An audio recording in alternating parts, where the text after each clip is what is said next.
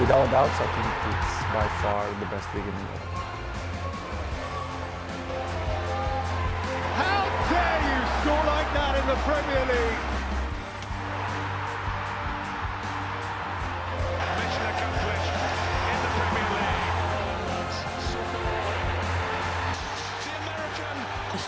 Hello, everyone, and welcome to American Scousers Premier League show. It's just me and Gally again this week. We're recording this show on October 31st, Halloween, so we're assuming Bickler is out there in his Bamford costume, probably trick-or-treating right now, so he is not with us, but Gally is with us as always. Gally, what's happening, man? Not much. I just like to envision him out there tricking his own kids while probably treating to other kids, dressed up as Bamford, only slightly out of costume because he's got at least a bottle of wine in him, and then another bottle probably in a backpack with him. Only parents trick-or-treating with a paper bag in his hand for some odd reason, but yes.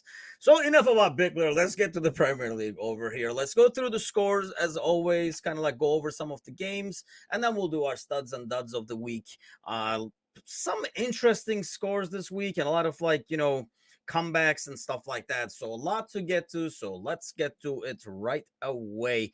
The first one off the bat is Leicester City 0, Manchester City 1.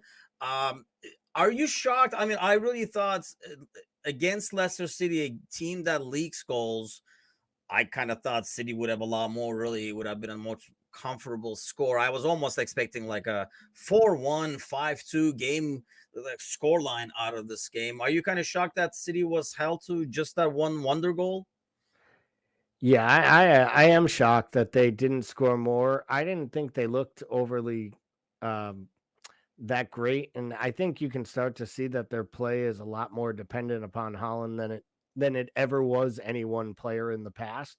And I think that comes through when he's not there to play. And they don't have a real like for like replacement for him. We've talked about that as well. How do you have a like for like when you're talking about the best in the world? But you'd like to, I think they would in turn like to have more of a point forward striker that they could put out there because you could see they were missing him. Alvarez made some good runs, but it wasn't the same. And no Foden, which is kind of like their 1A so far this year from an attacking standpoint. So that might have had something to do with it too. I think, yeah, good points. I mean, the Foden missing was another big factor. And I think, this team took some time to get adjusted to Holland. It almost looked like they were like, how do we do this before? Because Holland wasn't there now.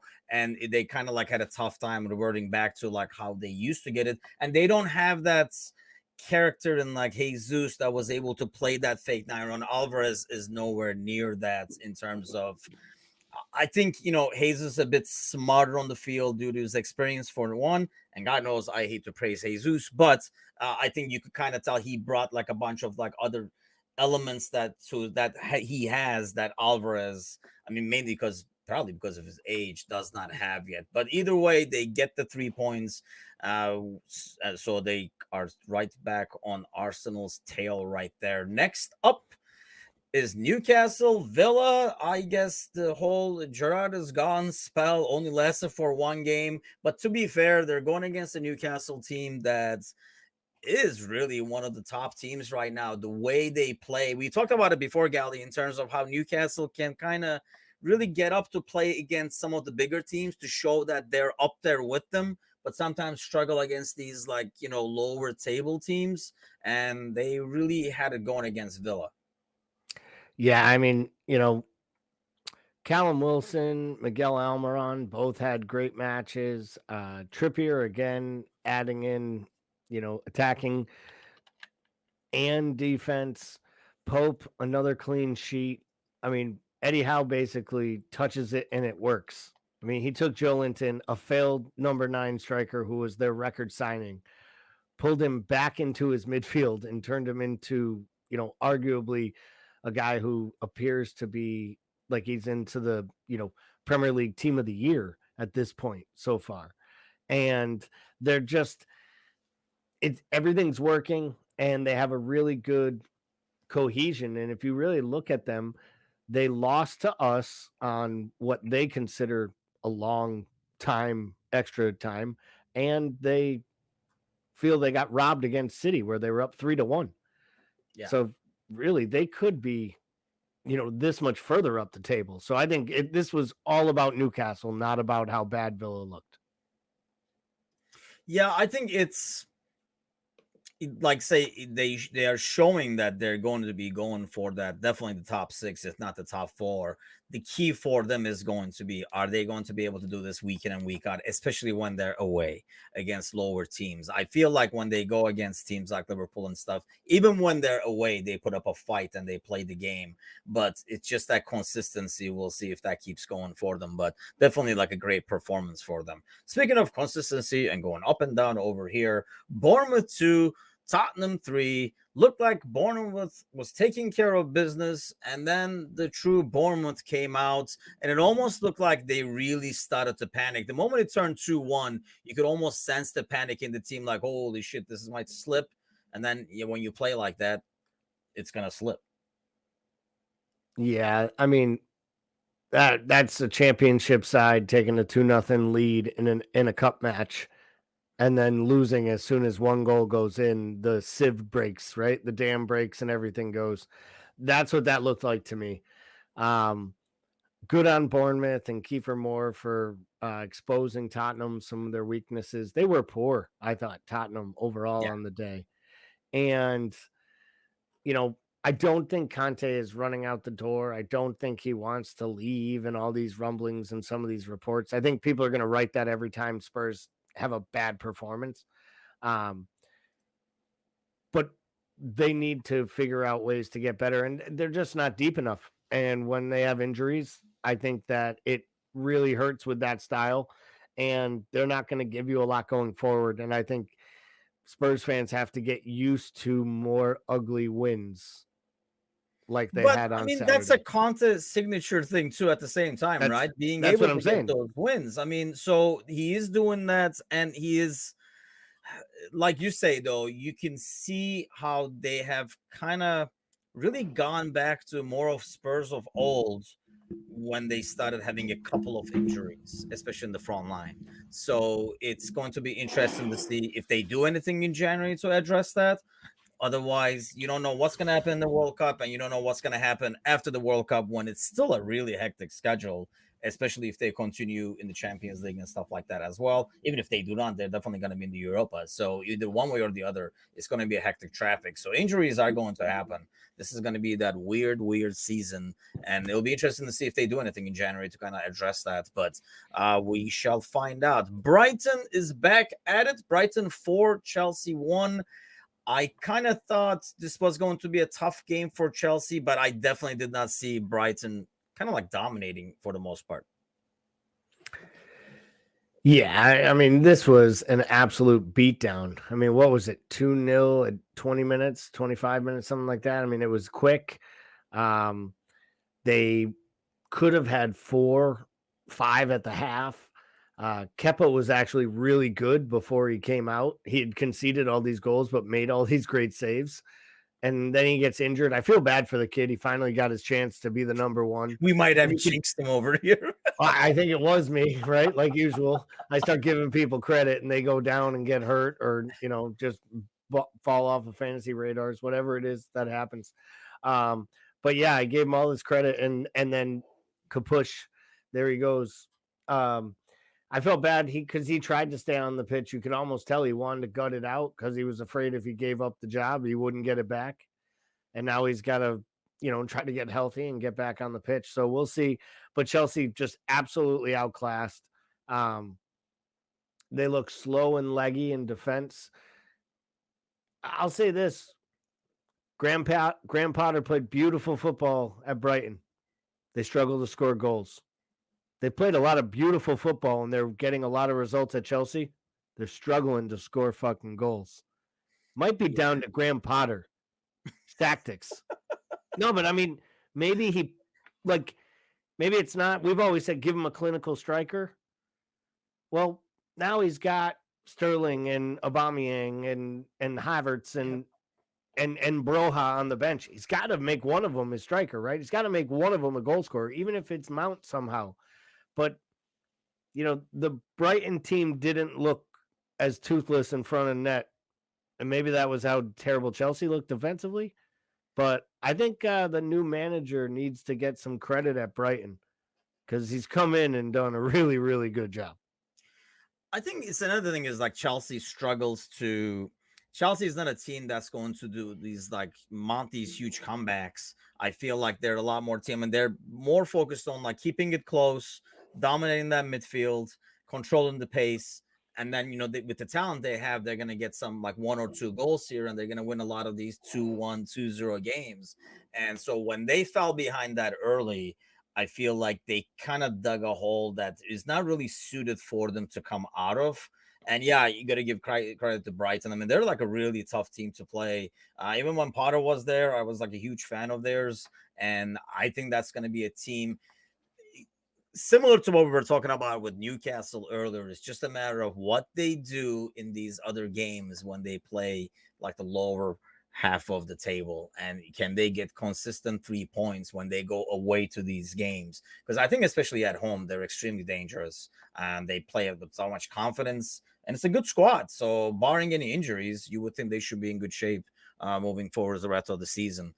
So this was an interesting one right here, a couple of interesting ones I think to decide the future of the bottom half and who's headed which way. Palace, who we've talked about, and I know you've been very critical of like Vera in the past, they squeeze in a 3 points over here at home against Southampton. But these are games, Gally, that you might look back towards the end of the season and be like, you know what, that was freaking huge for a relegation battle.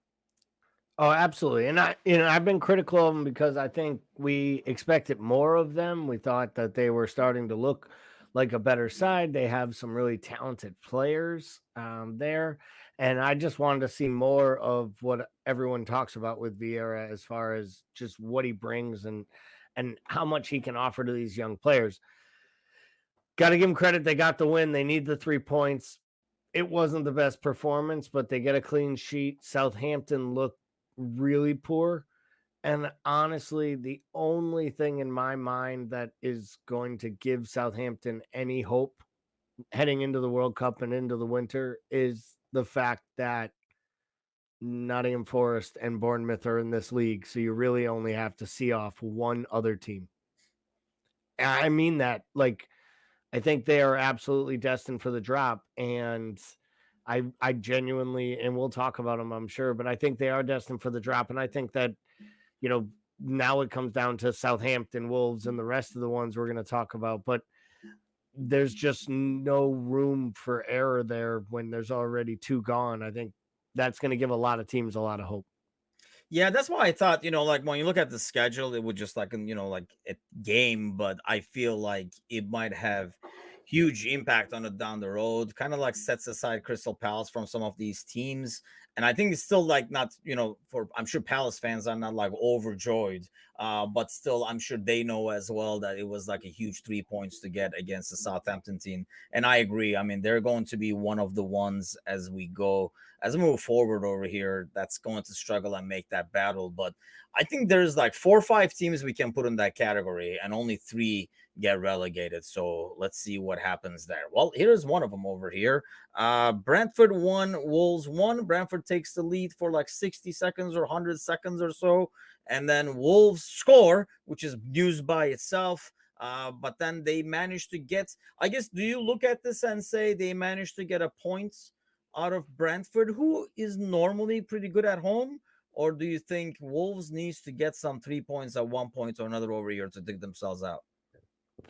Yeah, Wolves has to get 3 points, and Brentford's the type of team you can, as good as they are at times at home, right? But that's what they are.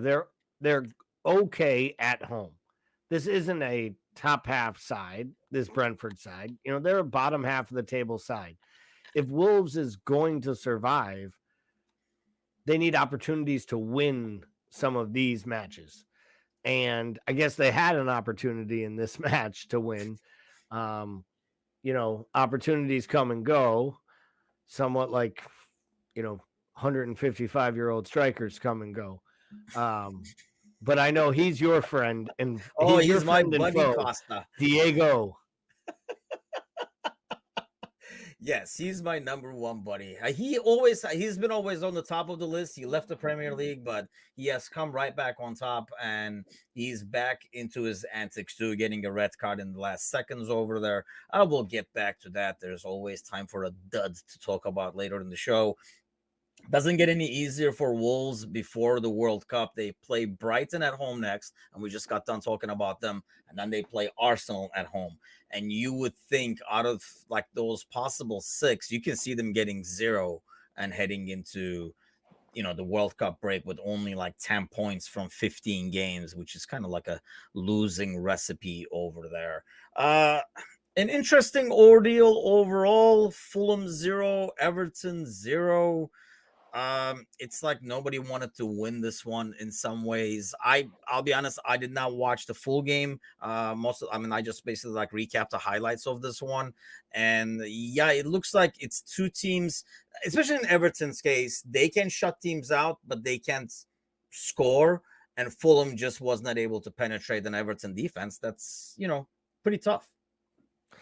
Yeah, I mean, got to give Everton earned the point. I would say was probably how I would wrap it up. If I were summing it up, Fulham probably felt like they dropped 2 points because there were a couple opportunities. I think Mitrovic had one really good opportunity that most times he'd finish. And then Andreas had kind of an off game for him as far as like set pieces went. They just didn't really attack their kind of where Everton gave them chances. But Everton, they play pretty resolute and tight defensively these days. So I got to give them a lot of credit.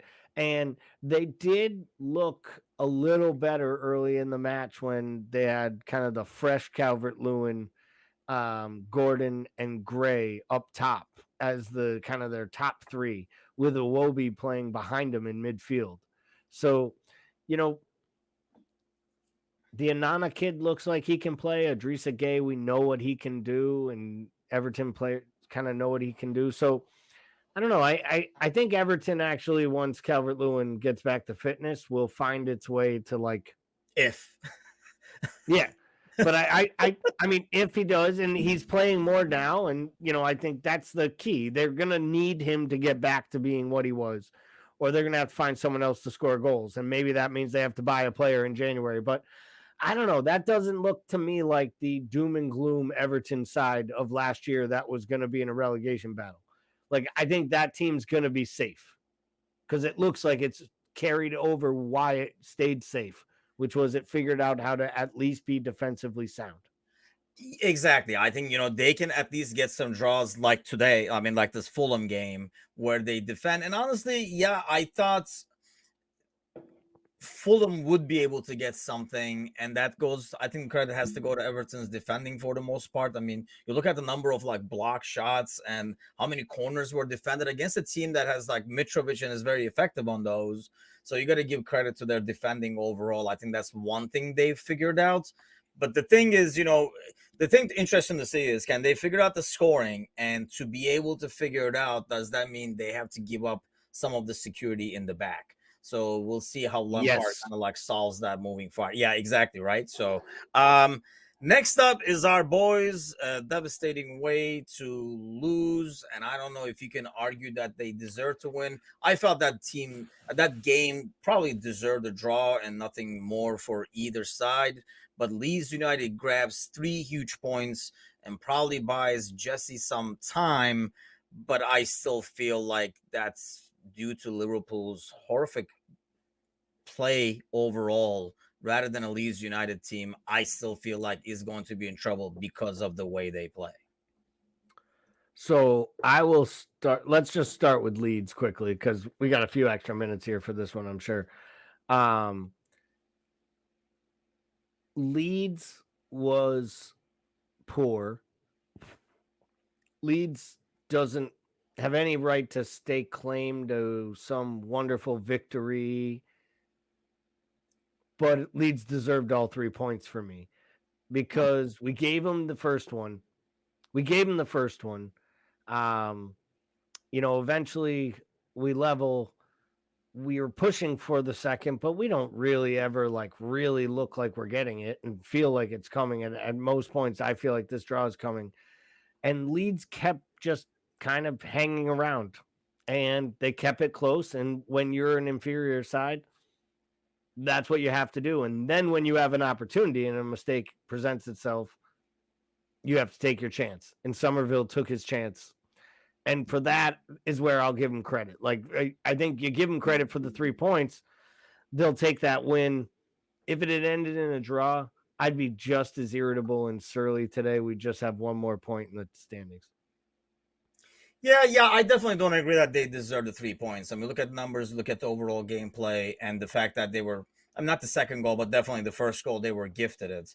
I just don't think they deserve the 3 points, but I can't make a great case for Liverpool deserving the 3. I mean, obviously, if you look at the stats, yeah, but overall, I mean, we knew both teams played extremely poor, and honestly, on a slightly better Liverpool and any other team on that day, I would say would probably beat Leeds. I still think Leeds is going to be one of those teams that we're talking about in terms of being in trouble because the way they play, they're not that good enough to be able to play that way. And most other teams would have probably punished them for their like poor defending, except Liverpool's poor play. Yeah, I mean, I wasn't saying that Leeds deserved a victory, as in the sense of the fact that like they came here to get 3 points, put up a great game plan. They came, they tried to play, they tried to be defensive and be resolute. It never works for them, no matter what they try at it. They did press well enough to put us in situations to make mistakes, and they scored on those mistakes. I mean, the first one's an absolute gift from Gomez. Yes. But, you know, he gets put under that pressure because of the 2 bad passes. The bad passes are there because Liverpool's not up to it.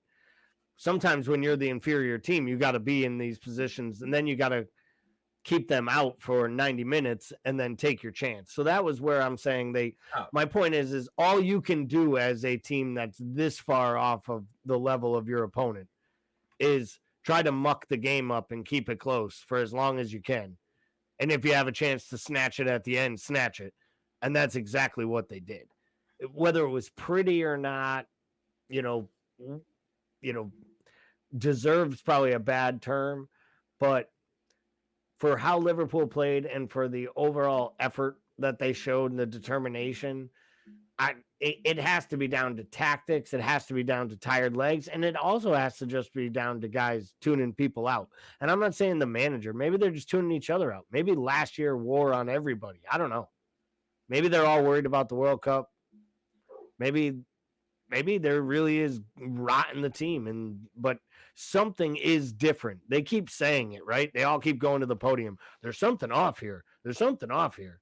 I think they can put their fingers on it themselves because it's just something. When something is on, it's kind of hard to explain what's on, right? When everything is like kind of moving, that chemistry and stuff. And I think it's the same way when things are just not clicking or clicking one game, not clicking another. I think everybody is a bit lost. And really, it's just going to be almost like stumbling onto the World Cup and then seeing what happens afterwards, what they do in January, how many people come back healthy. They're really, really missing Diaz. I mean, you can kind of tell that left-hand side has died pretty much since Diaz has left, which also affects how Robertson can contribute, who I would argue has been probably one of the best of the team in the last few games. But I think we don't get as much from that left-hand side because of Diaz's absence. Jota, to a certain extent, in a game like this, you can probably throw him in there and expect a goal because this is the kind of game, right? Like Jota comes in and like the first time he touches the ball, like he scores or something like that. But yeah, I mean, overall, just like poor play. And yeah, like you're saying, Lee's hung in there. I just feel like the way they play and the way that team is, anytime this happens, you know, the commentators and everybody's the sports media is gonna be gushing over it. But if you're a Leeds fan, I think you kind of like love the fact that you got 3 points because this could be 3 points that saves your season at the end of the season. But you gotta still see that there's a lot of problems over there defensively, where even a poor Liverpool was able to create chances, which is, which we struggle to do against most teams. Let's face it. So that shows how poor their defending was. Here's an example right here. Nottingham Forest and Arsenal, they kind of like carved them open with 5 goals over here. They make easy work of it, something that, for example, Liverpool struggled to create chances against, and they make an easy game and really staking their claim to fight City till the end, you think? Or it's just Forest? I think it's just Forest, and they are staking their claim. I mean, they're the second best team in the country, and there's not a question about that anymore, right? We're this is what we used to do. Liverpool used to show up and just smash a team 5-0, scored 4 minutes in, and step on their neck, have a guy go off injured, and have the guy come on for them and get 2 goals and an assist. What Arsenal is doing is really, really impressive. I mean, Arsenal basically looks right now like kind of a microcosm of what we looked like when we were coming up to be City's big challenger. They could score goals. They were easy on the eye. They started to keep clean sheets when they got defensive stability and a goalie they believed in, and a manager and a few extra players. But the real question was, are they deep enough to do it over 38 games? And twice we came real close, and once we won it. I think they're a long way from where we got to, but they have all the makings and the markings of what we were building, and more power to them. It's coming a lot faster than I thought it would. I'll tell you that. Yeah, that's true. And we keep saying, I mean, at least I know I keep saying it, and we're not going to find out till we get to February, March, where they have tougher games against, opponents in the Europa League, and like as they get to the future rounds and stuff like that. So that's when we're going to see if they're going to be able to keep pace and rotate enough between a Thursday, Sunday, going back and forth, and see what happens then. Until then, I think they are showing that they can get 3 points either ugly or easily, like this one. But when they needed to do an ugly win, they've done that as well. So I mean, somebody has to keep up with City, because God knows it looks like it's not going to be us by any means. Last game of the week, United 1, West Ham 0. This game could have gone either way. I guess my biggest question on this one for you, because when I saw the lineup, is when you see Maguire and Ronaldo starting for this team, how do you view that when you look at it in the big picture and Ten Hag? When Ronaldo suddenly starts after what happened last week, and then Maguire gets a start, and honestly, it shows throughout the game. When you watch that game, there's so many instances you're like, yeah, this is why he doesn't normally start. Well, I mean, Maguire, Lindelof, well, obviously Varane is out. He's their first choice center back, and he's out injured. And Lindelof was ill, so he wasn't match fit. So they were going to start a kid or Luke Shaw at center back. The guy is still your club captain. We're Liverpool supporters, and people are killing Joe Gomez, right? 2 matches before, he was the talk of the town with what he did to Holland, but he makes a big mistake and he's terrible. So why are we playing him? He's our 4th choice. I would have rather Nat Phillips or whatever. You can't play that way. And I think he had to start Maguire. So I understand that one. Ronaldo, that's a little different. I guess it speaks to what Ten Hag said. It was a 1-match suspension. He didn't start in the Europa League, and he didn't start in that first Premier League match. He came in as a sub. So I guess this is him kind of saying he paid his dues. I think he is, the best 11 to start today to give us a chance to win. And whether that's right or not, I mean, I think this is him telling Ronaldo, you have 2 or 3 days left in the sun here at Old Trafford, and you'll be gone on January 1st. So I think this is kind of like the final hurrah, the swan song for Ronaldo at Manchester. But why play him if that's the plan? That's where I was confused at, because we talked about this before, right? We were like, January, he's going to have all these voodoo dolls of the strikers during the World Cup, hoping somebody gets injured, and he goes there, right?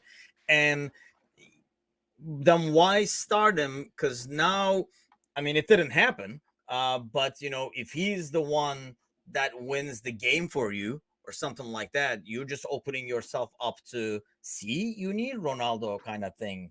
You know what I mean? I felt like it was a kind of in some ways, I know what you're saying. It kind of shows that, hey, no hard feelings. It was one game. See, I told you, you just got to hang in there. Here's your opportunity kind of thing.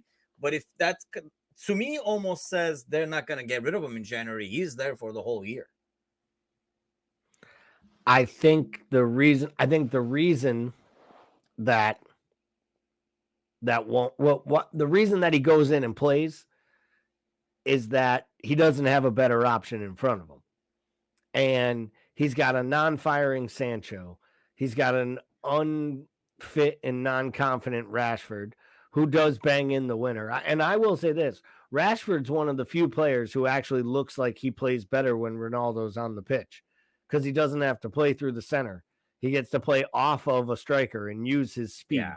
I always thought Rashford looked the best when Lukaku was at his best at United. Not that that was a time where it was like flashy, but that was probably the best overall Rashford. Other than like the 18-year-old kid where Louis van Gaal basically just told him to go out there and do whatever he wanted, like take it to the corner and kick it. So, I don't know though in this one. Is this more about Ten Hag and his weaknesses, or is it just about David Moyes just choking on the bit every time he is up against United and manages at Old Trafford? I mean, it's kind of ridiculous. He has to hate that place in more ways than one. Just the guy's got like the least wins ever of any manager at Old Trafford, and he actually managed half a season there. There's managers of opposing teams that have won more matches on the road at Old Trafford than David Moyes has, including his time at United. And really, they had their chances. When the game was tied, they had a couple of good counters where they caught United with numbers, and they just could not do that final pass to be able to get that, goal in. Because I feel like if they did get that goal, it would make it really tough on United to come back in that game. Because looked like, the game was at like a fine balance and not a lot was being able to get created, and one goal could go a long way. But yeah, they never get to it. It was almost like a game that, the first one to score wins, kind of an ordeal. And ultimately that's what it's end up happening. But interesting week overall. Some shockers there. Obviously our boys part of it as well. But out of this week, who was your stud of the week? Yeah, so we talked about it a little earlier, and I was honestly gonna do Miguel Almiron, and then I was like, well, I don't know, that's kind of hard on Wilson. He got 2 goals and an assist, or 2 goals and 2 assists. So I just think I'm going with the whole Newcastle team. I think other than the fact that their owners are despicable humans, there isn't anything not to like about it. They've bought some really good players. They've all seemed to work. Eddie Howe's done an amazing job after was kind of laughed at when he got the job. Remember, he was just a placeholder for the big name guy for Zidane when they brought him in the offseason. I think Eddie Howe's done the best job of any manager maybe in world football since he took over at Newcastle, and he's got them on the up. And so for me, Newcastle United for at least this week are the studs of the week. Yeah, that's interesting because like they mentioned that Eddie Howe, because I feel like they went about their business. I mean, Chainsaw FC, as I call them. I mean, they've gone about the business well, but they have not really brought in like huge names, because I felt like that was one thing that we didn't know if Eddie Howe would be able to manage big egos, right? They brought in some key players without making some huge splashes, and it's kind of worked well for him. And yeah, it's a fun team to watch, and it's a team that plays hard as well. So that's another thing. It's not just like a winning because of a couple of skilled players. My stud of the week is that kind of odd one. I just find it impressive whenever somebody comes off the bench and makes an impact like this, is Reece Nelson from Arsenal. I thought when Saka goes out, and crashes my. Actually, I still won, I think, at the end, but still, kind of like lets my fantasy team in shambles behind, and he waves goodbye with an injury. And I really like, I hope he's well and he's gonna make the World Cup. I know he's a doubt now. The last time they looked at the scans as of our recording now, but he comes off the bench. It's really hard to just come off the bench cold and not expecting to go in at all. So that's a hard thing to do. He kind of settles in during the first half, and obviously he has that like magic 15 minutes in the second half where he gets a couple of goals and an assist and stuff like that. And that's always hard to do if you ever have to come off the bench. And I've had the pleasure of that at times. It's not fun. Especially like if you normally start when you come back from injury and stuff like that. It's really hard to get into a game, especially a game if you come in the first half when the game is still at its like settling in. So I thought he did extremely well. So I am making my stud of the week. I have a great dud of the week, but I want to hear yours first, Gally. Who is your dud of the week? Well, in my sticking with my stud of the week for this week, I'm just gonna wrap it all up into one big team of people at Chelsea Football Club as my duds of the week. And it kind of starts with Graham Potter and it trickles all the way through the roster.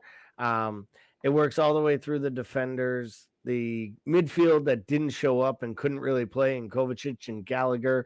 Really feel bad for Gallagher. At some point, he's going to realize he should have either went back on loan or just gone somewhere else permanently, because he just does not fit in with what they do there, in my opinion. And he's got all kinds of talent. Talk about a kid who thought he'd be on his way to the World Cup, probably coming off of last season at Crystal Palace. So for me, the overall performance, the lack of energy, the second time this year they've been absolutely drubbed by an opponent and just looked like they didn't even care to be on the pitch. There's something wrong at Chelsea Football Club, and for that, they are my dud of the week. My dud of the week is my good old friend Diego Costa. He was my top hated guy of all time before he left the league, and we were exposed to people like Jesus and Richarlison and stuff. But he's back, and he's right on the top of my list. He's next to Neymar. Everything wrong with this game in my eyes, but the way he plays and kind of like as he gets older, it's only getting worse because he's not as effective. In the past, he was just a bully, but he was a good player at the same time. Now he's just trying to bully people around. The red card he saw, and he knows exactly what he's doing. I know he's acting like he didn't do anything afterwards. There's some jersey tugging, and then he like headbutts the dude in a great Diego Costa fashion. Honestly, if I was playing against that team, I would have done it earlier. I make him the dud because he joined that team that is struggling to score goals and is in danger of relegation. And like we talked about earlier in the show, now not only you're not contributing the way you're supposed to help them get out of that rut by scoring goals, you're getting a red card, and now you're not going to be around for another like 3 games, probably is what I'm guessing, because it was a direct red, at least one. And I don't know what the punishment will be coming forward, but either way, you're kind of like leaving them I mean, we talked about their schedule earlier too, leaving your team in a tougher situation that you came to kind of save the day for by scoring some goals. So I take great pleasure in making Diego Costa my duds of the week. And looking at the next week over here, some 2 huge matchups. Gally, I'll let you pick which one is bigger in terms of match of the week. And we could probably do 2 matches of the week next week to take a look at in depth. Chelsea, Arsenal, Tottenham, Liverpool. I know we're not looking forward to Liverpool in more ways than one. Which game do you think is the more intriguing one and the game that's going to tell more in the bigger scheme? It's painful for me to say this, but it's the morning match that Sunday morning, not the afternoon match. It's Chelsea Arsenal. Both with Arsenal at the top of the table. I think these are important matches for Arsenal to play, these big 6 matches. They haven't done as well over the years. They've been getting points this year. I think this match is big for them. It's on the road, a London derby. So if they can go to Stamford Bridge and get a result, a draw or even a win, I think that bodes really well for their aspirations. And Chelsea has to start winning, or they may be in that fight with us and Spurs and United for that last coveted Champions League spot. So It's going to be really, really exciting. But I'll let us have 2 matches of the week next week. But man, do they have to keep making Liverpool these last match of the entire weekend? I got to watch 9 other Premier League matches just to get to the stress levels for that. Yeah. Yeah, see, I don't know how to go with that, because is it better to have them play first thing Saturday morning and cast the misery on the entire weekend, or kind of at least leave your Saturday alone in peace? I can't make up my mind on that, but I know what you're saying. It's going to be Yeah, torture either way. it is Either true. way.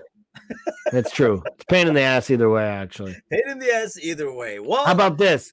Just win, play like we did last year, and I don't give a shit what time of day or what part of the period of the weekend these matches are. Because when we were winning 9.5 out of every 10 matches that we played, it was a hell of a lot easier, the pre and post match anxiety, than it is now. Because now I'm frustrated going into it because I'm afraid we're going to play poorly. And then after it, I'm frustrated because I have to think about waiting a day and a half to do this and get frustrated all over again. yeah, I know. The post match is a great therapy session. I recommend it. But then, yeah, then you come back to the Monday podcast that we're about to record live shortly, and it all will come back, I'm sure. But at least we'll have each other to keep company. Well, thanks a lot for your company, everybody. Give us a like, share, all that good stuff. Definitely subscribe to our YouTube channel. Our giveaway just ended. But definitely we're gonna have another one coming up for November over here. We have like monthly giveaways for our subscribers, so stay tuned for more information on that. Thanks as always for watching, and see you guys next week.